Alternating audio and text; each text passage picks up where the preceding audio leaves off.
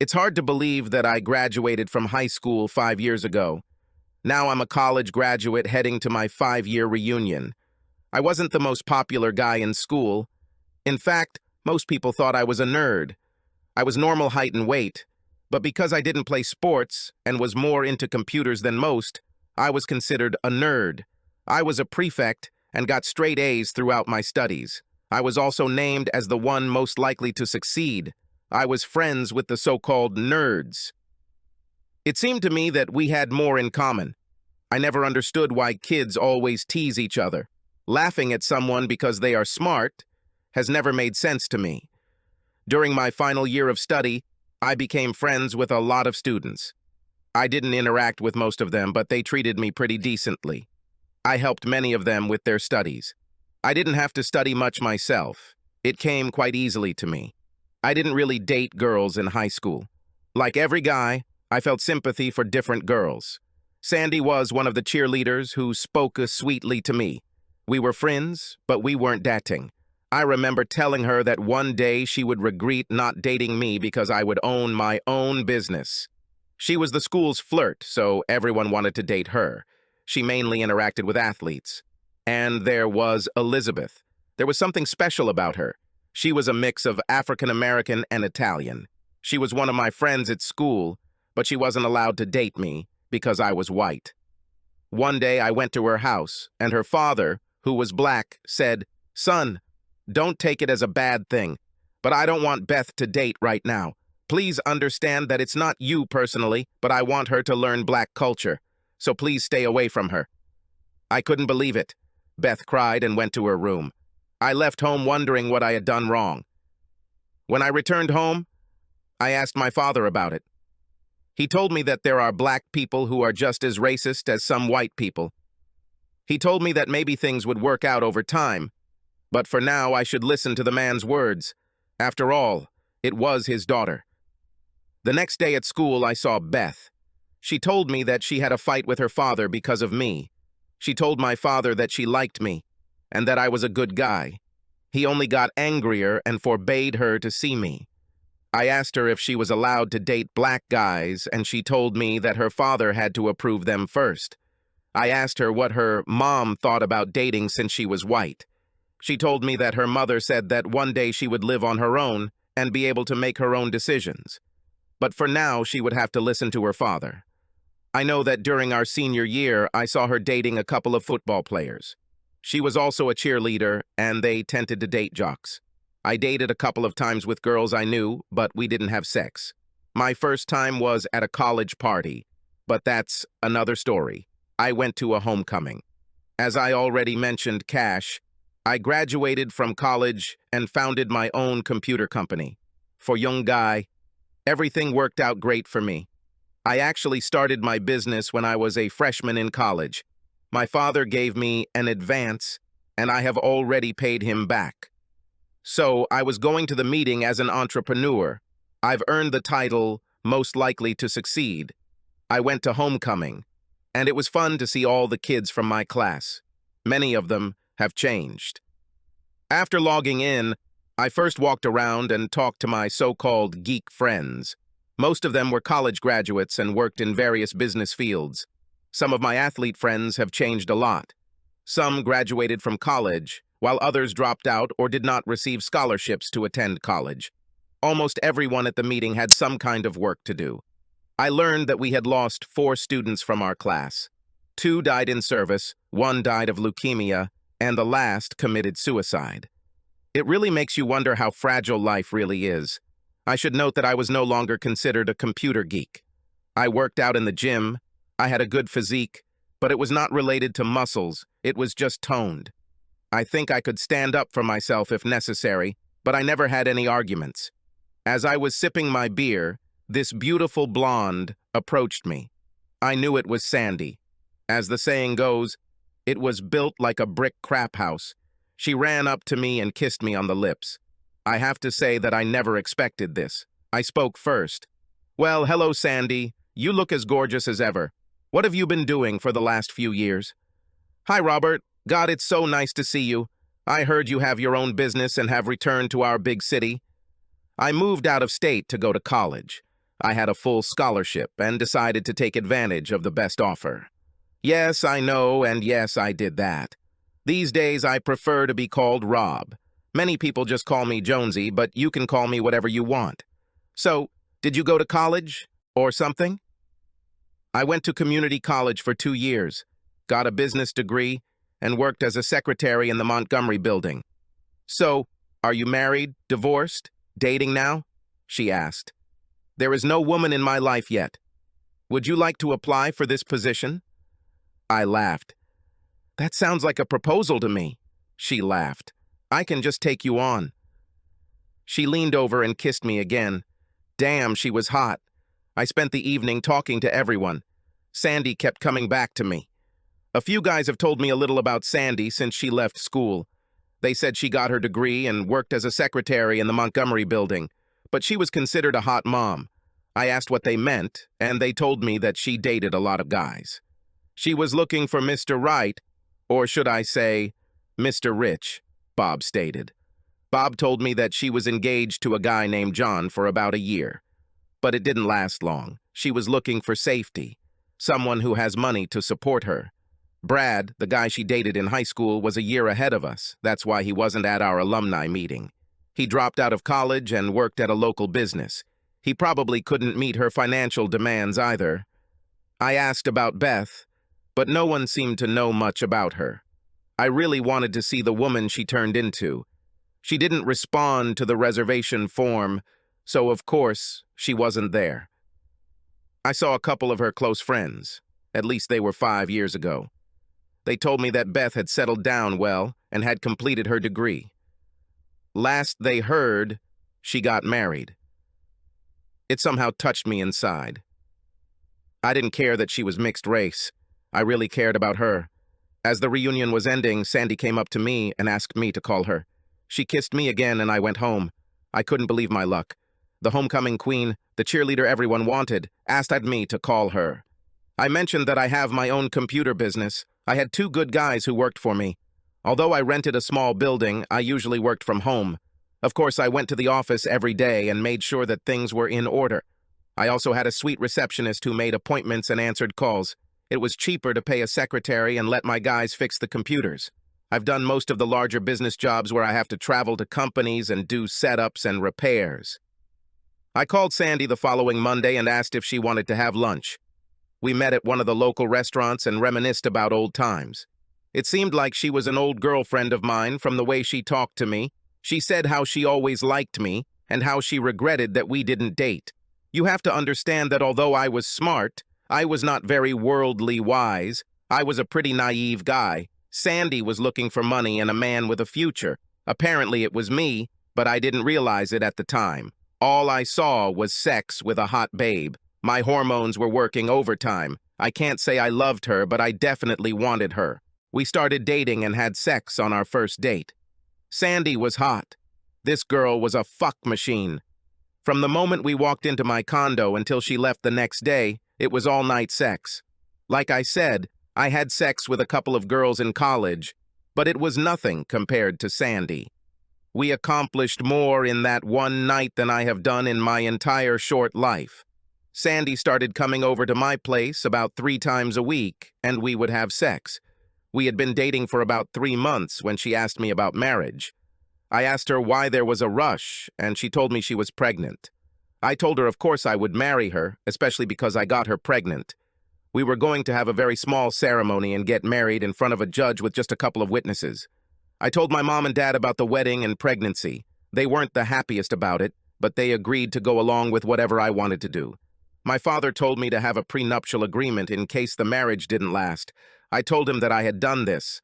I must say a few words. Sex with Sandy was fantastic. I learned a lot about sex from her. I can't say I loved Sandy, but I really enjoyed sex with her. One thing that really bothered me was how good Sandy was. She couldn't learn this overnight. I often wondered how many sexual partners she had. This was something we agreed never to talk about, which was probably a big mistake on my part. As I mentioned, I wasn't sure I loved Sandy, but I got her pregnant, and it was my baby, so I was going to do everything right for the baby. About 2 months after our wedding, I was looking for aspirin. Sandy was at work, and I was looking everywhere. For some crazy reason, I even looked in our drawers. I knew Sandy kept a lot of her beauty products in one of her drawers and thought she might have something like Excedrin or something. I didn't find any aspirin, but I did find her pregnancy pills. I wondered if I should confront her with my findings or wait to see what she had to say. Now I was a little angry. I didn't like being used, and that's exactly what Sandy did. I remembered the Desperate Housewives episode where the husband replaced his wife's birth control pills with sugar pills. I decided to do the same. I went to the pharmacy and found pills that were as close as possible to her pregnancy pills, and came home to replace the rest of her pack for this month and the pack she had for the next month. It wasn't easy, but I managed to do it. I made sure that Sandy and I had sex almost every night. I checked a couple days later, and she was still taking the pills. After about a month and a half, Sandy said she wasn't feeling well. She felt nauseous and had a stomach ache. I told her it was probably due to pregnancy. She looked at me and said, "Rob, I think the pregnancy was a false alarm. I was afraid to tell you because I didn't want you to think I tricked you into marrying me." I wondered how long it would take her to come up with some excuses. The problem is that if I divorced her, we would have a prenuptial agreement and she wouldn't really get much. This made me wonder if she was telling the truth. "Sandy, you could confide in me. Isn't that what marriages are all about? I would like to be a father, and maybe that will still happen. You're not taking pregnancy pills, right?" She was silent for a few seconds before answering me. "No, of course not. I'm not taking pregnancy pills. Maybe it will still happen." She tried to force herself to smile, but I knew she had just lied to me. "Well, you better find time to go to the doctor and get rid of this flu or whatever you got. I'll make an appointment for you tomorrow and we'll go together at lunchtime." She knew better than to argue because she felt like she had deceived me about the pregnancy again. I made her appointment and drove her to the building for lunch. She went out at lunchtime and jumped into the car. I took her to the clinic. I even went in and sat with her until it was time for her examination. See a doctor. Before I left, I mentioned to the doctor that she thought she was pregnant, but apparently she wasn't. After the examination, the doctor asked Sandy to wait with me in the waiting room. Then he invited us both into his office. There was a smile on his face. "Well, Mr. and Mrs. Jones, you're going to be parents after all. I'd say in about 7.5 months. Congratulations." "No, it must be a mistake," Sandy countered. "No mistake, Sandy. That's why I asked you to wait until I rechecked the tests," the doctor replied. I looked at Sandy and said, "Isn't this wonderful? We're going to be mom and dad after all." Before Sandy could say anything, I leaned over and kissed her in front of the doctor. Replied. I looked at Sandy and said, "Isn't this wonderful? We're going to be mom and dad after all." Before Sandy could say anything, I leaned over and kissed her in front of the doctor. I thanked the doctor, and we got up and left the office. Sandy didn't have many words. After all, she had been taking pregnancy pills all this time and told me that she was not taking them. Now she was trapped by her own lies. I told everyone about the pregnancy so Sandy wouldn't try to do something stupid. She's always felt uneasy about her figure, and now she's pregnant. After a couple of months, we were still having good sex, but Sandy's mind was elsewhere. One day I asked her if she was going to quit her job and become a housewife. She told me she would never quit her job. She wasn't sure what she would do. When she was 6 months old and really starting to show, she told me she didn't want a baby. She hadn't said anything about it before because she thought she might love the idea of becoming a mother. She told me that she was not cut out for motherhood and did not want a child. She thought about abortion, but now it was too late. No doctor would perform an abortion in the 6th month of pregnancy. Maybe she'll give the baby up for adoption. I was stunned. I told her that although she was carrying the baby, it was also my baby. When we first got married, it was because we thought we were having a baby. I thought we would be a happy married couple. I wasn't going to let her have an abortion or give away our baby. I honestly couldn't believe that a mother didn't want her child. It made me sad every time I thought about it. We argued day after day about the baby. She said that she would give birth to him, but it would not stop her from living her life. She is too young to sit at home and look after a child. If I want a child, then it is my job to take care of it. I knew from that day that our marriage was on the decline. It should be mentioned that Sandy was raised by her grandmother. Her mother was unmarried and became pregnant. Then, after the birth, she left the baby, Sandy, to be raised by her grandmother. Sandy told me that she only saw her mother a couple of times when she was little. She moved to California to become a star. I don't think she ever got any movie roles other than as an extra. Sandy must have inherited her beauty from her mother. She also seems to have gained some of her mother's personality traits. She never knew who her father was. Her grandmother was still living, but she was over 60. I talked to her and she wanted to be in our child's life, but of course, could not take care of the child. My mom and dad were happy about the pregnancy. They were sad about the way Sandy treated the child. After all, the child did not ask to be born. Now I sat and thought about the trick I pulled on Sandy. God, I would never have done this if she had told me the truth from the beginning.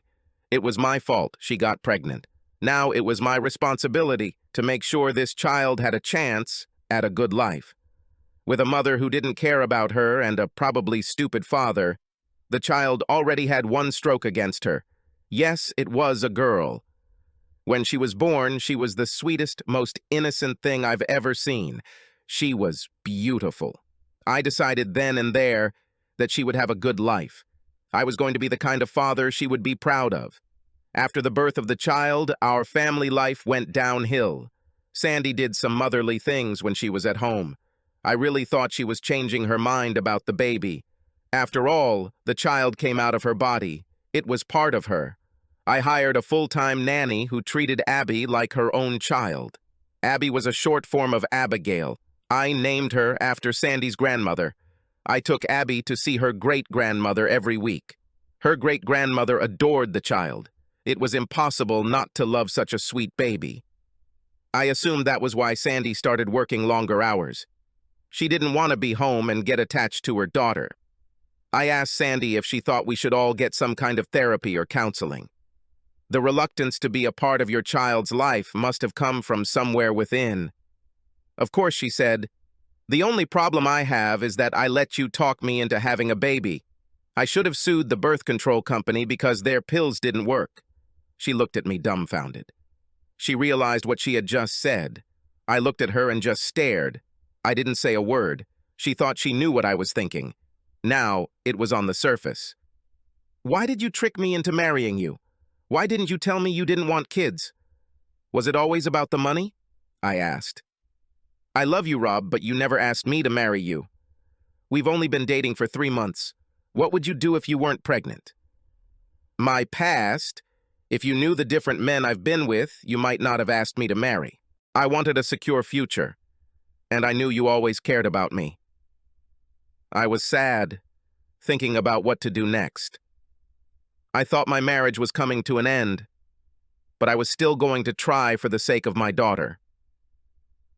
The next morning, I walked into the office and received a call from the receptionist in the Montgomery building. I was a little confused, knowing that Sandy worked there. I called back and was asked to come in about installing computers. It would be a big bill if I got one.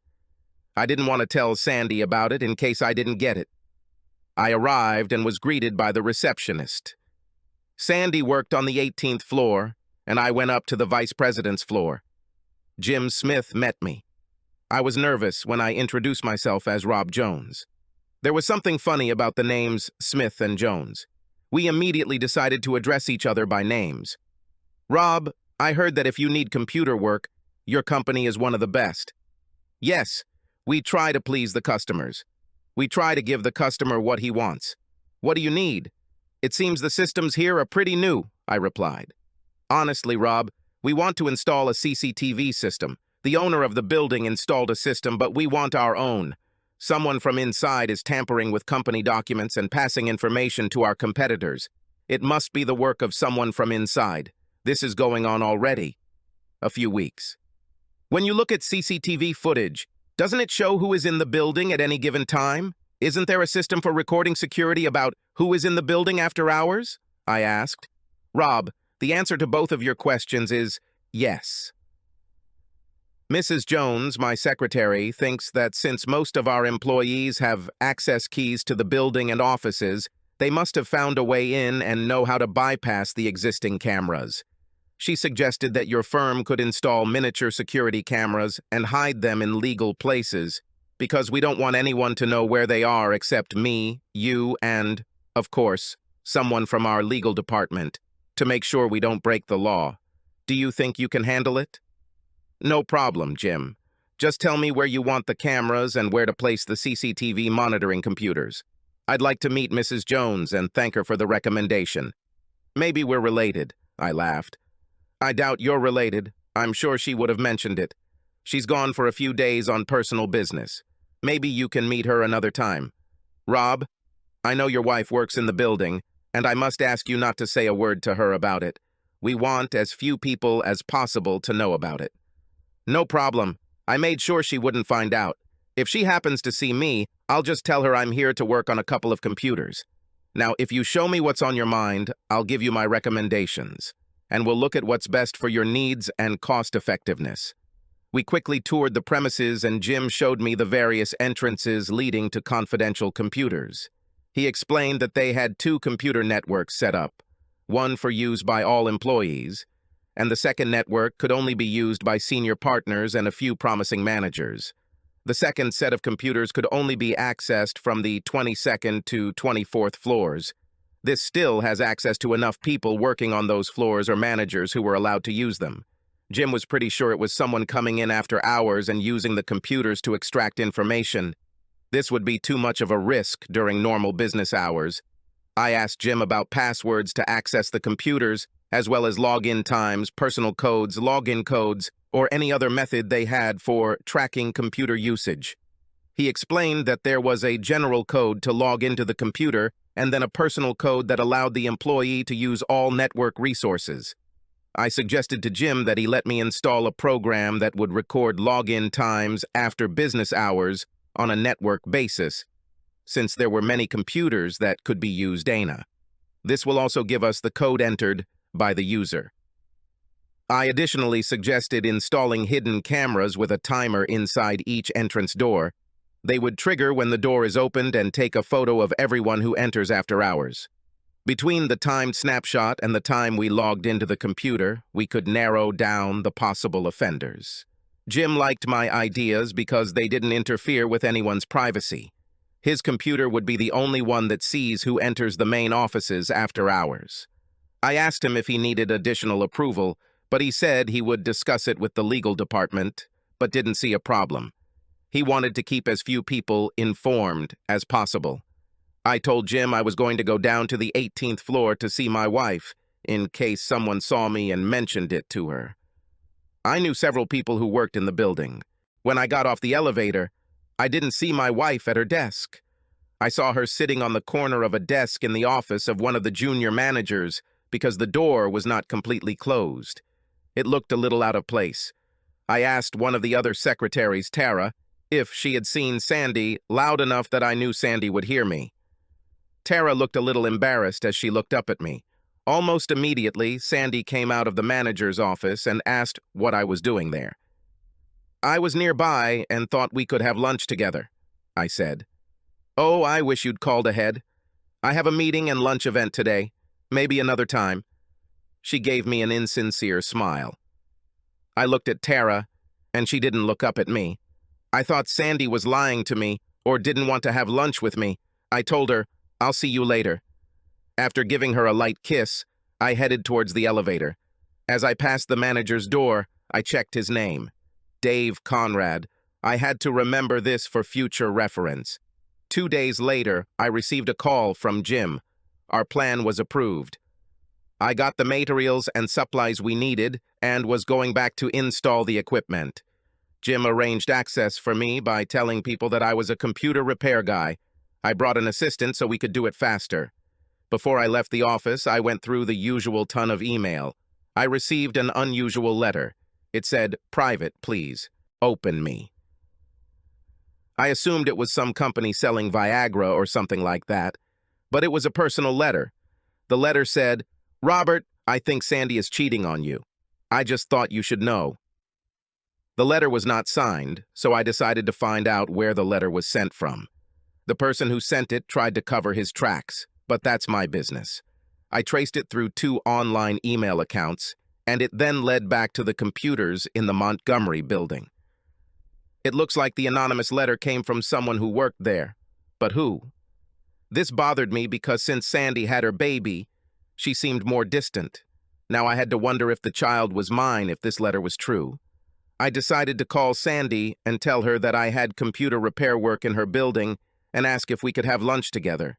She said she should check with his boss and will come back to me. So I told her I would see her at the office. This seemed a little strange to me. She's just an ordinary secretary. Why does she always have to work during lunch? Seemed a little suspicious. We entered the building with our boxes of equipment and headed to Jim's office. I left my equipment and went down to Sandy. What a surprise, she was at her desk. Approaching him, she told me that she was now free for lunch and kissed me lightly. I looked to the side and saw that this guy David's door was closed. There was something wrong with him. I told Sandy I'd see him in a couple of hours and went up to start setting up the hidden cameras. My assistant and I ran a cable into Jim's office, and I used an earpiece so we could communicate with each other. On the 22nd and 23rd floors, I had to run wiring to other computers. Otherwise, it would have cost a lot of money to run all the lines to Jim's office. We simply choose a shared office on each floor and connected the cameras to the computer. No one would know of its existence, so they wouldn't look for images. I set up Jim's computer so that he could connect to computers on other floors so that he could download images of anyone who entered those floors after hours onto his computer. I told him I would come back in a few days to see how everything worked. I stopped at lunchtime to go with Sandy for lunch. She asked me what exactly I was doing there. I told her that several computers had broken down and I was repairing them. She told me that several people had seen me with Jim, the vice president. Yes, he was the one who called me. Looks like the company that services your computers couldn't get there fast enough. It was a lucky break for me because it's a pretty big bill. I added that some people looked at me strangely to see her reaction. This wasn't true because Jim kept most people away. This made Sandy look a little nervous. She told me she might have to stay an hour or two tonight. I asked her why she had been working so much overtime in the last couple of months. Her response was that she was trying to get ahead, so she voluntarily stayed when asked. She hinted that after the birth of her child, it became more difficult for her to advance in her career. Everyone thought she should stay home with the baby. I just shrugged it off. I would never sacrifice my child for her career. After completing the hardware installation, I needed to return to our computer office to drop off any extra supplies. I logged into my email and received another email.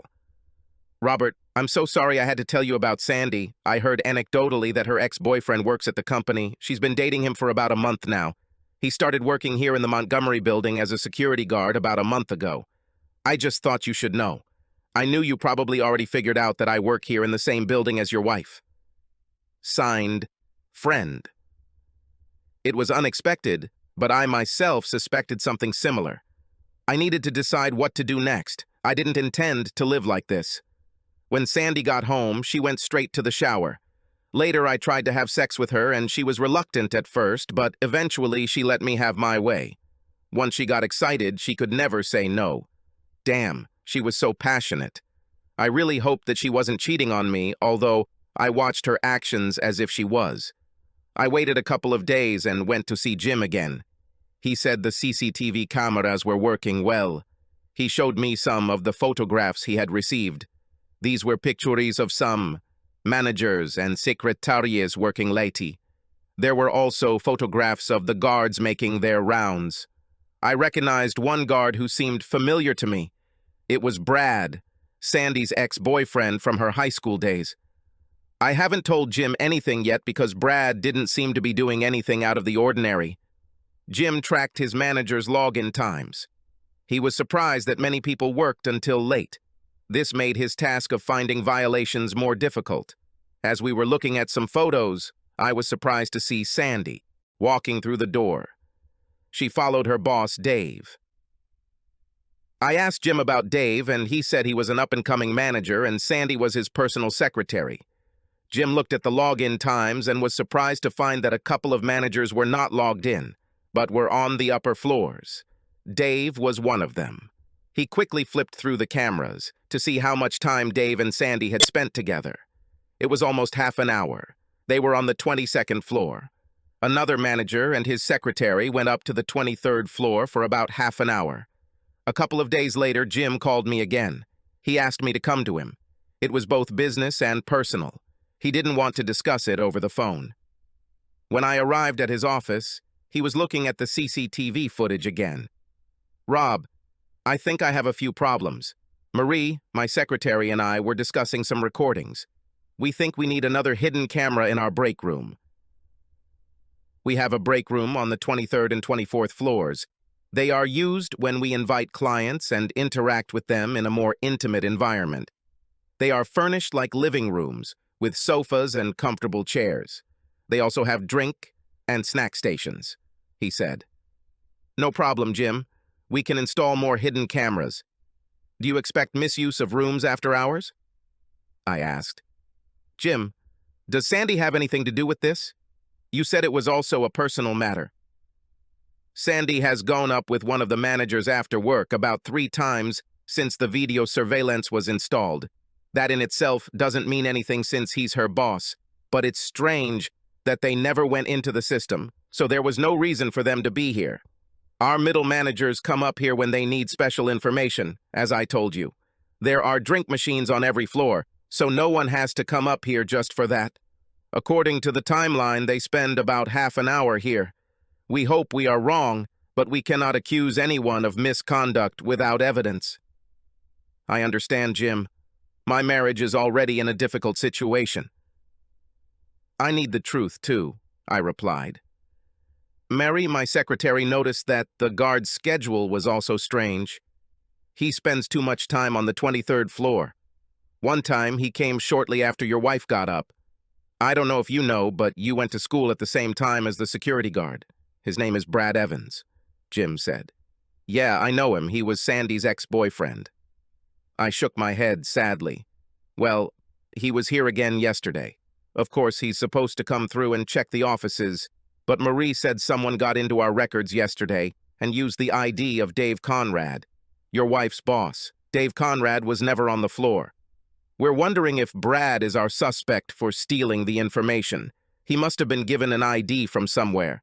We've been changing IDs once a week lately as a security measure. We believe Sandy was giving him the ID," he said. "It was hard for me, although I had my suspicions. It's still difficult when you find out the truth. Now I had to install the program for the proof the company required. It probably cost me my marriage. Hell, my marriage was a sham anyway. The only good thing that came out of this was my daughter. The next day, Sandy called me and said she would be working late. I called Jim to let him know the situation. I wanted him to be ready. He thanked me and said he would keep me posted with any updates. I wanted to get a little revenge, so I called Sandy after work and told her I installed a camera in the break room. I assumed that by then the dirty deed was done. I heard her scream, 'No, God, no, you couldn't do that!' And then she hung up. It was getting late, and Sandy had to go home. I was holding my daughter, thinking about her mother who didn't want her, when the phone rang. It was Jim. 'Rob, please come as soon as you can. Sandy is dead.' A wave of shock went through me. I was completely stunned. It took me a minute to come to my senses. I didn't even ask what happened. I just told him I would. My tears flowed, and I held my daughter, who smiled back at me. What a mix of emotions I had. I called my mom and told her that something happened to Sandy and she was dead. My mom screamed into the phone, "Oh my God!" I told her that I would leave my daughter with her, possibly all night. I needed to find out what happened. I felt like I was half fainting when I was packing things for the baby. I think I was in a state of semi-shock. I left Abby with my mom, hugged her, and headed to the Montgomery building. When I entered the lobby, there were many police officers there. I told them who I was, and one of them took me to Jim's office. Jim was also like fog. He hugged me. "I'm so sorry, Rob. I went into the office to check the cameras and found that Sandy had been killed. We were looking at the videotape and she was with Dave. Now the police have come to his house to question him. I don't think you should watch that footage, Rob. What exactly is on it, Jim? Does it show a murder? I asked. No, it's Sandy having sex with Dave. I think after they left, someone noticed the camera and cut the wires. We don't have footage of the murder itself, but since no one knew about the cameras at the entrance, we have photos of Sandy with the security guard, Brad, coming through the door. Only Brad is seen leaving the office. The police have issued a warrant for him and are now looking for him. We believe that Brad is the killer, but we are not ruling out anyone. In fact, the police have questioned me, and they also need to talk to you too. Jim and I were practically marked as uninvolved. I told the investigator what Sandy had said about the camera, but only about the one in the hall. Although I did not kill Sandy, I felt partially responsible for her death. If I hadn't told her about the camera, she might be alive today. Dave was brought in and questioned.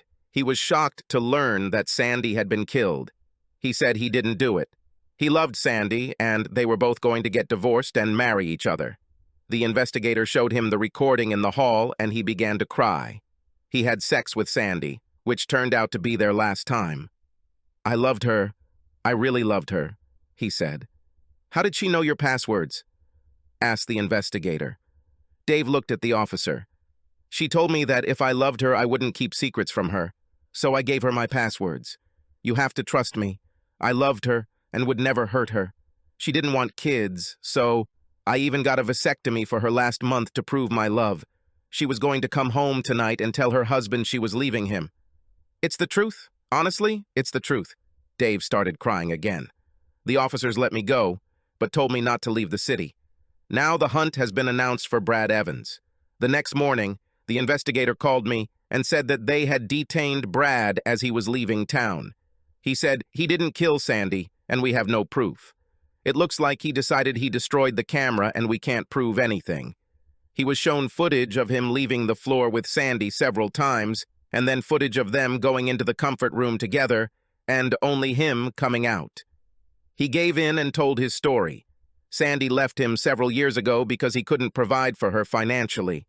He said he was devastated to lose her. He learned that he could steal important data from the Montgomery Foundation and sell it on the black market. This brought in a lot of money. So he got a job as a security guard at the Montgomery building and began dating Sandy. She had sex with him, and he convinced her to get the codes, and he would share the wealth with her. He said sex with her was always the best. He expected that as soon as he received the data and sold it, she would leave with him. When she told him that it was just sex for her, that she wasn't going to leave with him, he got angry. That night she came to him and told him that her husband had installed a camera that showed them having sex. They had no idea how the camera worked or how long it had been hanging, so he found it and cut the wires. He told Sandy that they had better leave town now. She laughed at him and said that she wouldn't get fired for having sex. Hell, she slept with half the men in the building. Brad said, "It hit me like a bolt from the blue. I loved her and would do anything for her. I was stealing from her right then, and she was laughing at me. I had a knife in my hand, and I did it. When I came to my senses, I cleaned everything I touched and left the building. I loved her, but she went too far." It was a couple of days after the funeral when Jim called me. He again expressed his condolences. He came to the funeral a few days ago. He said he had spoken to the board of directors and they wanted to know if I was interested in managing their account. It turns out that Brad had all the discs in his car with information about their new products. They haven't had time to hand them over to him yet. A company could save tens of thousands of dollars or more by quickly installing our surveillance equipment. The board also fired Dave and another manager for having sex with his secretaries in the building. This will not be tolerated in this business, especially with married employees. Of course, I said that I would be happy to take on the bill, and Jim asked me to come that afternoon if possible, and we could discuss it over lunch. I told the nanny that I might stay a little longer and asked if she could stay if she needed to. She said it wouldn't be a problem as I kissed my little daughter goodbye. For those who wondered if Abby was my baby, she was. I passed the tests, but I would have left her anyway. She was a huge part of my life. None of this was her fault. I went up to Jim's office. I got a few strange looks because of the situation last week, but life goes on. Jim asked if I would mind if his secretary Marie came with us. I said of course, because she is the one. First of all, she suggested my company. Jim mentioned that he had a few things to finish before we could leave and said I could go meet Marie. I walked into an office with Marie Jones written on the door. The woman looked up at me, and it was Beth. Tears welled up in my eyes as she walked around her desk to hug me. She was beautiful. She looked neither black nor white. She looked like a dark-skinned Italian. She must have gotten the best traits from both her parents. "Beth, it's you. It's really you. Why didn't you tell me? Why didn't you call? I asked about you, and no one saw you. Did you change your name?" I asked. "Calm down, Robert. I'll explain everything. God, how I missed you. You were my first love, even though we didn't do anything," she smiled. "My name is Elizabeth Marie Jones. Yes, I said Jones, just like you. Unfortunately, I married the wrong Jones. I graduated from college and got a job here as a secretary, and they liked my work, so I was promoted to executive secretary. Jim is my immediate boss. As you know, he's a pretty nice guy." "Why the name change?" I asked. "I just started using my middle name in college. I couldn't go to my homecoming because I was in the hospital. I had a miscarriage. My husband and I got into an argument about him cheating, and he pushed me, and I fell down the stairs. I filed for divorce, and it's now finalized. I just haven't gotten my maiden name back yet. I like the name Jones." She smiled. "Does Jim know you know me?" I asked. "At first, no. After he hired you, I told him I knew you. I wanted you to get the bill. I thought after they saw how good your work was, they might hire you for their computer work," she said. At that moment, Jim entered. "I'm glad we hired you, Rob. I'm really sorry about everything that happened, but you did our company a great favor. Well, if you two are ready, we can head out to lunch." Since our meeting, I have remained in close contact with both Jim and Beth. When they called, I tried to provide them with fast and efficient service. I wanted to ask Beth out, but I was afraid of rejection. After all, I remember what her father told me many years ago. We sometimes went to lunch together, but I always felt tension between us. I was sure Beth felt it too. I should mention that we talked about how she wrote me a letter about Sandy cheating on her. She said Sandy never recognized her at work. Of course, they moved in different circles. It was one thing to date when she was single, but after she got married, she didn't stop. When Beth found out that she married me, she was really angry. Jim, her boss, spoke to her one day and told her that someone was hacking into the computer system. That's when she mentioned me and my business. She also thought it would be a good time to tell me about Sandy's extramarital affairs. She said she knew what it was because her husband cheated on her too. As time went on, Abby and I got used to our life. Neither. She was the best thing that happened to me. It's hard for me to explain, but being a father is a big responsibility, especially now that we have become a single-parent family. Abby's first birthday arrived, and I went to pick up Grandma Sandy. She was still a part of little Abby's life. Of course, she was very sad about Sandy's death, but she wanted to be part of the family and get to know little Abby, who was so much like Sandy.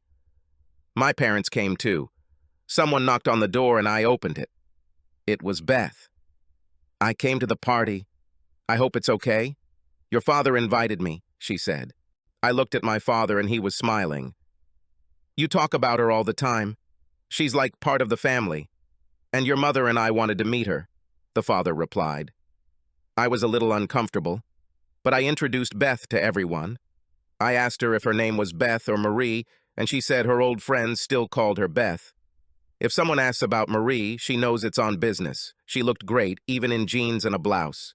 She sat up, and Abby half crawled and half walked towards her. "Oh my God, what a beautiful little girl you are," she told Abby, picking her up and hugging her. "I wish I had a little girl like you." Abby hugged Beth back. Beth continued to hold her. "Happy birthday, Abby. Are you 1 year old today?" she asked. Abby nodded in response. Her father asked Beth about her job and education, more to make her feel comfortable than out of curiosity. After all, as my parents said, I always talk about her. Mom stood up and called everyone into the kitchen to sing happy birthday to Abby. She then cut the cake and we all talked and watched Abby open her gifts. Abby's grandmother, or Sandy's grandmother, took a lot of photographs. She truly was a sweet woman who had a lot of problems in her life. My mom and dad got to know her well and often invited her to their place. Some people are simply unlucky. After the party, when everyone was playing and hanging out with little Abby, Beth and I sat on the porch and talked. "What made you come today?" I asked. "I know it's Abby's birthday, but what made you come? Abby seems to really like you." "You're the reason I came and you know it. I've been waiting for you to ask me out and you never did. It's been 4 months since the tragedy and we've had dinner at least 6 times with Jim and once alone. I really care about you and I'm tired of waiting, so when your father called me, I decided to take the first step. Do you want to take the second step?" "Oh my God, Beth, I want hundreds of steps. I was afraid to ask you out. I know we're older, but I don't want your dad to hate me and be mad at you. I've been taking care of you since high school. You know that. My feelings have never changed for you. Then ask me out on a real date, dinner, a good show, and who knows, maybe you'll get lucky on the second date." She laughed. "What about your parents, Beth? I would really like them to like me. Does your dad still have problems with white boys?" Beth laughed. "You know I had a miscarriage. What I never told you was that after Tony, my ex, pushed me and I fell, my father beat the hell out of Tony. He told him that if he reported the beating, he would stop doing it. My father is just very protective of me. When I graduated, he told me that if you tried your best to date me, he would give up. By then you were already in college and I never had the chance to tell you. Okay, let's go somewhere next Saturday and after that we'll go on our second date. If you still want to date me after this, then I will talk to your father. I will make him love me." I smiled.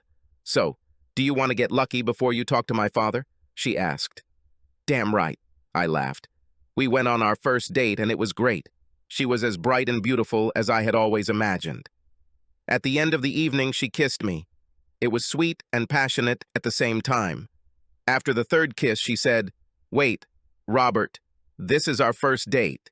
You hit a single, and I'm just as eager for a home run as you are. But a deal is a deal." She laughed. "Let's go somewhere again tomorrow," I suggested. "I have a better idea," Beth said. "Let's take Abby to the aquarium so she can see all the fish and stuff. The only thing is, you won't have any luck until the next date. It's not a date. It's more of a family outing." "I just want to be with you, and I want you to like Abby," I replied. "Do you like her?" "I love her. I wish she was mine," Beth said. "I don't care if she has blonde hair and blue eyes. She's the sweetest little girl I've ever seen." The next day, we took Abby to the aquarium, and Beth and I held hands when I wasn't pushing the stroller. I felt like we were family. On my way home, I passed Beth's parents' house. We all got out and walked to the door. Beth almost laughed. I didn't know why. Beth's mom opened the door and smiled at me when she saw us. "Please come in," she said. "Mrs. Durant, is Mr. Durant home?" "I'd like to talk to him." Mr. Durant entered the room. Beth stood behind me, holding Abby, and her mom stood next to her husband. "Mr. Durant, I am Robert Jones, and I would like your permission to meet with your daughter. I spoke to you about 7 years ago and made the mistake of leaving. I care about Beth very much and will treat her with the utmost care.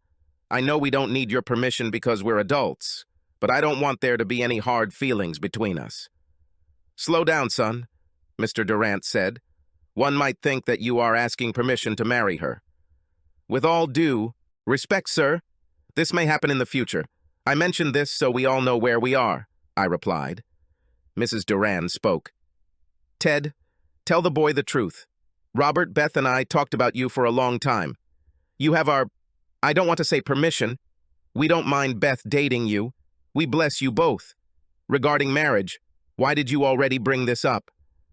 "Well, Mrs. Durand, as you can see, I have a daughter, Abby. She is my pride and joy. When and if we get married, I just wanted you to know that you will have a beautiful, blonde, blue-eyed granddaughter," I answered. Mr. Durant reached out to Abby, who walked right up to him. She hugged him and kissed him. Robert, if it came to marriage, I would have no problem loving this little girl. We were all smiling as I shook Mr. Durant's hand and gave Mrs. Durant a light hug. Beth, Abby, and I left the house, and I drove Beth home. After kissing her goodnight, Abby and I headed home. I asked my mom if she could keep Abby next Saturday. Beth and I were going to a concert and dinner out of town. We probably won't be back until Sunday afternoon. I wanted to tell you readers how lucky I am. It was too good not to tell the world about it. I felt like I had won a grand slam. When I held Beth, she looked amazing. The blue dress had a low cut that exposed some of her breasts and was short enough to reach a few inches above her knees. I asked her if she was wearing panties. She slapped me and then laughed. As I mentioned, Beth looked like she was half Italian, with a beautiful, deep tan. We were in a motel room, and I looked into her eyes. "Do you want to do this?" I asked. She turned and said, "Unzip my zipper, please." I slowly unzipped her dress, and she let it fall to the floor. I unclasped her bra, and it soon joined her dress. Now she stood there in lace and silk panties. She turned and kissed me. "You are so beautiful," I said. "It's been a long time since I made love," she said. She told me that the last time was shortly after she got pregnant, which was almost a year ago. I asked her if she wanted me to wear a condom. She told me she was taking pills. I wanted her so bad. We started making love. Slow, easy, sensual love. Before I arrived, I heard her say, "I love you, Robert. You should know that this is more than just sex. I really love you." I heard what she said when I arrived. I hoped she really meant it and wasn't just a moment of passion. I wanted it to be true. I wanted her for my whole life. A few minutes later, she said, "Robert, I meant it when I said I love you. I hope this doesn't put you off. The only man I had ever been with before tonight was my ex-husband. I was afraid that I might not be enough for you. Beth, you were one of the two girls I cared about in high school. I'm not a very versatile sexual person. Making love to you is a dream come true. I never want this to end. You and I are going to learn this. Tell me what you want, and I will do it for you if I can. I hope to be with you for a very long time if you want me." We continued dating, knowing that we were a couple. We were going to date for about 6 months and then get engaged. When the time came, it was no surprise to anyone. We just felt it was right to wait a little while. I remember when we were dating, I told Beth that she was the first black woman I had been with. She looked at me and said, "She better be the last woman, black or white, that I sleep with." She then told me that I was the only white man she had been with and planned to keep it that way. Our wedding was small, just family and a few friends. I remember Beth's father saying she didn't even need to change her name again. It was funny that out of everyone at our wedding, Abby chose to sit on Mr. Durant's lap. I must say, he was a proud grandfather. He wasn't as biased as I thought. He was more of a concerned father. Of course, Beth is an amazing mother to Abby. She does everything with her. I look back and think about life and the differences in people. There was Sandy, a beautiful woman who could have it all, a worthy profession, a loving husband, and a beautiful daughter. She decided to give it all up in search of what she thought would be better. Then there's Beth, another beautiful woman who wanted a family and ended up finding a guy who wasn't satisfied and also wanted more. Beth lost her baby to her idiot husband. Beth's parents made it work. My parents made it work. Even Abby Sr., despite all her difficulties, had a loving great-granddaughter. I believe that life is what you make it. Of course, not everything is perfect, but you have to do your best. If you try hard enough, you can do it. Don't worry about what someone else has. Look at your life and the life of your family and see what you can do with what God has given you. Beth, Abby, and I are proof that anything can work. A geek, a stunning mixed-race woman, and a beautiful little girl. Who would have thought that we could become the perfect family? Subscribe to our channel so that your second chaff doesn't cheat on you, and go ahead and listen to the next story, because this story is nothing compared to the next one. If you're under 18, don't even think about listening to the next one.